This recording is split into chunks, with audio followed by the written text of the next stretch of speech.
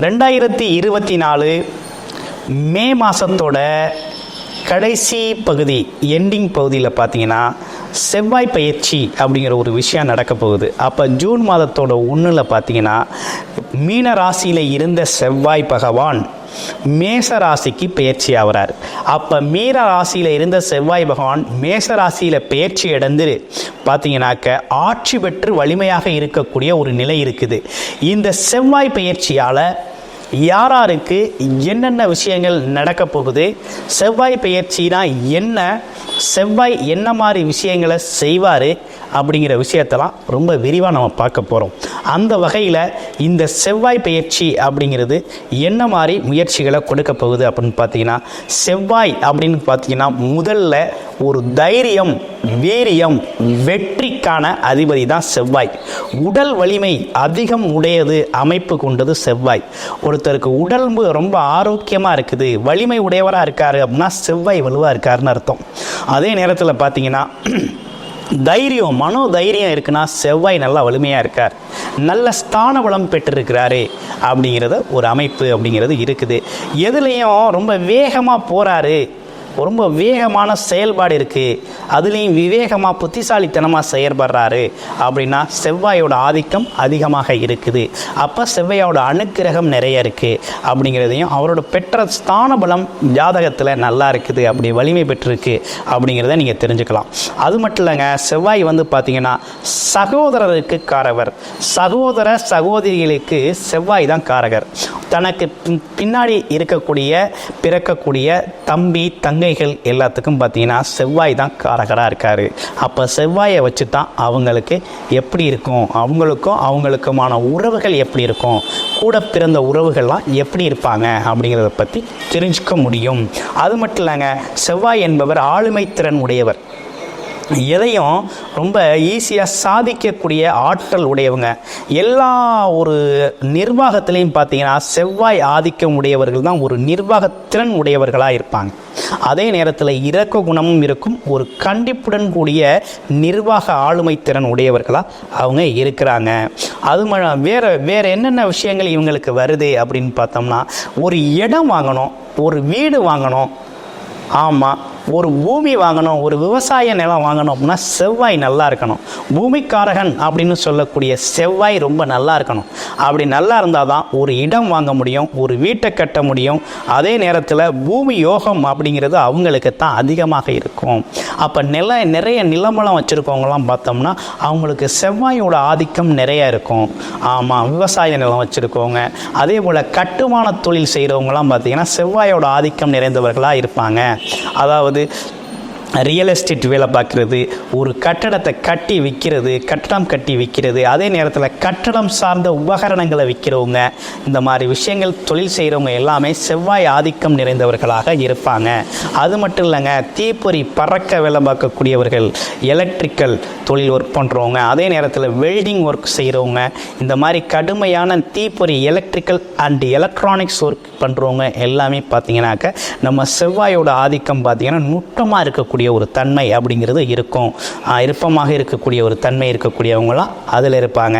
அப்படிப்பட்ட காரகங்களுக்கு அதிபதியானவர் தான் செவ்வாய் அப்படின்னு இன்னும் கொஞ்சம் கூடுதலாக எடுத்துக்கிட்டோம் அப்படின்னா, உடல் சார்ந்த விஷயத்தில் செவ்வாய் என்ன ஆதிக்கம் செலுத்துகிறார் அப்படின்னு பார்த்தோம்னா, இரத்தத்துக்கு காரகர், இரத்தத்தின் தன்மைக்கு காரகர் பார்த்தீங்கன்னா நம்ம செவ்வாய் பகவான் தான். அப்போ செவ்வாய் அப்படிங்கிறது பார்த்தீங்கன்னா இரத்த ஓட்டம், உடல் வலிமை, தசை நார்களோட வலிமை, உடலில் இருக்கக்கூடிய வலிமை, சதை பிடிப்பு, நல்லா வலிமை தரக்கூடிய இடங்கள் எல்லாத்துக்குமே பார்த்தீங்கன்னாக்க செவ்வாய் தான் காரகராக இருக்கார். அப்போ இரத்த ஓட்டத்தில் ரொம்ப முக்கிய பங்கு வகிக்கிறாரு. அடுத்து ஒரு முக்கியமான விஷயமுங்க என்னென்னு கேட்டிங்கன்னா, திருமணத்திற்கு பிறகு தாம்பத்திய உறவிற்கு பார்த்தீங்கன்னாக்க ஒரு செவ்வாய் நல்லா இருக்கணுங்க. செவ்வாய் காரகம் நல்லா இருந்தால் மட்டும்தான் அவங்களால ஒரு குழந்தை பேரு அப்படிங்கிறத ஒரு ஆண் அடைய முடியும். அந்த மாதிரி செவ்வாய் என்பதும் ரொம்ப ரொம்ப ரொம்ப முக்கியம் வாய்ந்தவராக இருக்கார். குழந்தை பேருக்கு, அதாவது வீரியத்திற்கு காரகராக இருக்கக்கூடிய செவ்வாய் எந்த அளவுக்கு உங்களோட ஜாதகத்தில் இருக்காரோ அந்த அளவுக்கு உங்களுக்கு குழந்தை பேரும் தைரியமும் உடல் ஆரோக்கியமும் மேம்பட்டு நிற்கும். அப்படிப்பட்ட விஷயங்களுக்கு ரொம்ப காரகமாக முக்கியத்துவம் வாய்ந்தவராக இருக்கக்கூடியவர் செவ்வாய் தான். ஒருத்தருக்கு சொத்து பத்து சேரணும், அதே நேரத்தில் நிலம்பலம் சேரணும், அடுத்து தொழிலில் ஜெயிக்கணும். எடுத்துக்கொண்ட தொழிலில் ஜெயிக்கணும் அப்படின்னா செவ்வாய் ஆதிக்கம் நிறைந்தவராக அவர் இருக்கணும். செவ்வாய் ஒரு நல்ல பலத்தில் இருக்கணும், இல்லது செவ்வாய் புத்தி நடக்கணும், செவ்வாய் திசை நடக்கணும். அப்போ தான் இந்த மாதிரி விஷயங்களில் அவர் ஜெயிக்க முடியும். எதிரியை ஜெயிக்கணும்னா கூட செவ்வாய் வலுப்பெறணும். அப்போ அப்படிப்பட்ட செவ்வாய் பயிற்சி அப்படிங்கிறது இந்த காலகட்டத்தில் பார்த்தீங்கன்னா ஜூன் 1ஆம் தேதியிலிருந்து பார்த்தீங்கன்னா மேஷ ராசியில் ஆட்சி பலம் பெற்று அருள் புரிய போகிறாரு. அந்த வகையில் ஒவ்வொரு ராசிக்கும் எப்படி இருக்கும், உங்கள் ராசிக்கு எப்படி இருக்கும் அப்படிங்கிறதையும், அதற்கு செவ்வாய் அமர்ந்துள்ள இடத்தை பொறுத்து என்னென்ன பலாபலன்கள் உங்களுக்கு நடக்க போகுது அப்படிங்கிறதை பற்றியும் தெளிவான விளக்கங்களுடன் உங்களுக்கு பார்க்க போகிறோம். உங்களோட ராசிக்கு எப்படி இருக்கும் அப்படிங்கிறத பார்ப்போம். சிம்ம ராசி நேயர்களுக்கு எப்படி இருக்குது, இந்த ஜூன் மாதம் 2024ஆம் ஆண்டு பலன் எப்படி இருக்குது அப்படிங்கிறத பற்றி பார்க்க போகிறோம். அப்போ சிம்ம ராசி அப்படின்னு எடுத்துக்கிட்டோம்னா ராசிநாதன் எப்படி இருக்கார் அப்படின்னா 10ஆம் இடத்துல பார்த்தீங்கன்னா வலிமையாக குருவோட தன்னோட 5ஆம் இடமான பஞ்சமாதிபதி அப்படின்னு சொல்லக்கூடிய குருவுடன் சேர்ந்து பார்த்தீங்கன்னாக்க உங்களுக்கு சிவராஜ யோகத்தை ஏற்படுத்திக்கிட்டு இருக்கிறாரு இந்த காலகட்டத்தில். அப்போ உங்களுடைய எண்ணம் சொல் செயல் அனைத்துமே பார்த்தீங்கன்னா ரொம்ப சிறப்பாக அமையக்கூடிய ஒரு அமைப்பு அப்படிங்கிறது இருக்குது. அதே நேரத்தில் பார்த்தீங்கன்னா உங்களோட ராசியிலிருந்து பார்த்தீங்கன்னா 3 குடையவர் அதே நேரத்தில் 10 குறையவரோடு சேர்ந்து இருக்கிறதுனால தொழில் சார்ந்த அமைப்பு, தொழில் சார்ந்த விஷயங்கள், தொழில் சார்ந்த முன்னேற்றம், தொழில் சார்ந்த லாபங்கள் சார்ந்த விஷயங்கள் தான் உங்களுக்கு இந்த காலகட்டத்தில் அது சார்ந்த சிந்தனைகள் தான் ஓடிக்கிட்டு இருக்கோம். அப்போ அந்த வகையில் பார்த்தோம் அப்படின்னா இந்த காலகட்டம்ங்கிறது உங்களுக்கு வேலை, தொழில், வருமானம் இப்படிப்பட்ட விஷயங்களில் உங்களுக்கு நல்ல லாபகரமாக அமையக்கூடிய ஒரு விஷயம் அப்படின்னே சொல்லணும். அதே நேரத்தில் பார்த்தீங்கன்னா லாபாதிபதி சொல்லக்கூடிய புதன் பார்த்தீங்கன்னா வருகின்ற ஜூன் 14ஆம் தேதி பார்த்தீங்கன்னா ஆட்சி வளம் பெறாரு. அவர் கூட உங்கள் ராசிநாதன் வேற போய் சேர்றாரு. அப்போ என்ன நடக்குன்னா புத ஆதித்ய யோகம் அப்படிங்கிறது ஜூன் மாதம் 14ஆம் தேதிக்கு பிறகு ஒரு யோகா அமைப்பு அப்படிங்கிறது உருவாகிறது. அப்போ இப்பையிலிருந்தே உங்களுடைய தொழில், வருமானம், லாபங்கள் அப்படிங்கிற விஷயம், குடும்பத்தின் முன்னேற்றம் அப்படிங்கிற விஷயம், சேமிப்பு அப்படிங்கிற விஷயமெல்லாம் இந்த காலகட்டத்திலேருந்து தொடங்கக்கூடிய ஒரு நல்ல தொடக்க மாதமாக சிம்மராசினியர்களுக்கு இருக்குது. அதே நேரத்தில் பார்த்தீங்கன்னா உங்களுடைய ராசியை பார்த்தீங்கன்னா சனி பகவான் நேரடியாக பார்க்குறார். அப்போ என்ன நடக்கும் அப்படின்னா உடலில் சிறு சிறு தொந்தரவுகள் வந்து மறையக்கூடிய ஒரு அமைப்பு இருக்குது. சின்ன சின்ன தொந்தரவுகள் உங்களுக்கு வரும் அப்படின்னா உடல் சார்ந்த உபாதைகள் வரக்கூடிய ஒரு அமைப்பு அப்படிங்கிறதும் இருக்குது.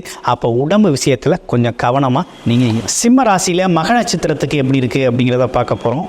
மக நட்சத்திரம் அப்படின்னு எடுத்துக்கிட்டோம்னா உங்களுக்கு 2ஆம் இடத்துல இருக்குது குரு பகவான். அப்போ இந்த காலகட்டத்தில் என்ன மாதிரி விஷயங்கள் நடக்கும் அப்படின்னு பார்த்தீங்கன்னா குரு பகவானோட பார்வை அப்படிங்கிறது 2ஆம் இடத்துல விருகுது. அப்போ இந்த காலகட்டத்தை பொறுத்தவரை நல்ல வருமானம் கிடைக்கக்கூடிய ஒரு அமைப்பு இருக்குது. ஆன்மீக ஈடுபாடு, தடைப்பட்ட காரியங்கள் நடக்கக்கூடிய ஒரு அமைப்பு. அதே நேரத்தில் குடும்ப வருமானம் அமைகிறது. அதே நேரத்தில் பார்த்தீங்கன்னா குடும்பத்தை விட்டு பிரிஞ்சு போனவங்க குடும்பத்தில் வந்து சேர்றது, இப்படிப்பட்ட விஷயங்கள்லாம் உங்களுக்கு நடக்கக்கூடிய ஒரு அமைப்பு இருக்குது. வேலை கிடைக்கக்கூடிய ஒரு தன்மை அப்படிங்கிறது ஏற்பட்டிருக்கு. அடுத்து பூரம் நட்சத்திரத்துக்கு எப்படி இருக்குது அப்படிங்கிறத பார்க்க போகிறோம். பூரம் நட்சத்திரத்தை பொறுத்த வகையில் உங்களுக்கு 10ஆம் அதிபதி உங்களுக்கு 3க்கும் 10ஆம் அதிபதியாக இருக்கிறதுனால வேலை வாய்ப்பு அப்படிங்கிறது தொழில் சார்ந்த முயற்சி பண்ணவங்க அனைவருக்கும் பார்த்திங்கன்னா இந்த காலகட்டத்தில் ஒரு நல்ல தொழில் அமையும். தொழில் சார்ந்த ஒப்பந்தங்கள் கிடைக்கும். அரசு துறையில் வேலை பார்க்குறவங்களுக்கு பார்த்திங்கன்னா டிரான்ஸ்ஃபர் கிடைக்கும், ப்ரமோஷன் கிடைக்கும். அது மட்டும் இல்லைங்க, இந்த காலகட்டத்தில் பார்த்திங்கன்னா அவங்களுக்கு வேலை செஞ்சு ரொம்ப கஷ்டப்பட்டு வேலை செய்கிறேன், என்னை யாரும் மதிக்கலை அப்படின்னா இந்த காலகட்டத்தில் அவங்கள மதிப்பாங்க, அங்கீகாரம் பண்ணுவாங்க. அரசு துறை சார்ந்த வேலை செய்கிறவங்களுக்கு, அரசு துறை சார்ந்த முயற்சி பண்ணுறவங்களுக்குலாம் அரசு வேலை கிடைக்கக்கூடிய ஒரு அமைப்பு அப்படிங்கிறது இருக்குது. உங்களோட சுய ஜாதகத்தில் திசாபுத்தி அமைப்புகள் அப்படி இருக்குதா, அதுக்கான திசை ஓடுதா அப்படிங்கிறத பார்த்துக்கோங்க. அடுத்து பார்த்தோம் அப்படின்னா உத்திரம் நட்சத்திரம். உத்திரம் நட்சத்திரத்துக்கு எப்படி இருக்குது அப்படிங்கிறத பார்க்க போகிறோம். உத்திரம் நட்சத்திரத்தை பொறுத்த வகையில் பார்த்திங்கனாக்கா தொழில் தான், முழுக்க தொழில் வருமானம் சார்ந்து தான் யோசிக்கக்கூடிய ஒரு தன்மை இருக்குது. லாபங்கள் சார்ந்து யோசிக்கக்கூடிய ஒரு தன்மை இருக்குது. சொன்ன சொல்ல காப்பாற்றக்கூடிய அமைப்பு இருக்குது. தன்னம்பிக்கை அதிகமாக இருக்கும். அதனால் நீங்கள் செய்யக்கூடிய விஷயங்கள்லாம் இந்த காலகட்டத்தில் ஏற்கனவே இருக்கிற கடனை அடைக்கிறதுக்கும் அடைச்சி அது போக மீதியை பார்த்திங்கன்னா ஒரு லாபகரமாக மாற்றக்கூடிய தொழில்கள்லாம் இந்த காலகட்டத்தில் தேர்ந்தெடுத்து செய்வீங்க. அதுவும் புத்திசாலித்தனமாக செய்யக்கூடிய வேலைகளில் நிறைய செய்யக்கூடிய அமைப்பு இருக்குது. அதுவும் பேச்சின் மூலமாக வருமானம் வரக்கூடிய அமைப்பு அப்படிங்கிறது இருக்குது. லாபஸ்தானத்தில் புதன் பகவான் ஜூன் மாதத்தோட பிற்பகுதியில் போகிறதுனால உங்களோட பேச்சால் நல்ல வருமானம் வரும். நல்ல ஒப்பந்தங்களை முடித்து அதன் மூலமாக நிறைய பணம் சம்பாதிக்கக்கூடிய, சேமிக்கக்கூடிய, குடும்பத்தின் தேவையை நிறைவு செய்யக்கூடிய ஒரு நல்ல அமைப்பு அப்படிங்கிறது ஏற்பட்டிருக்குது.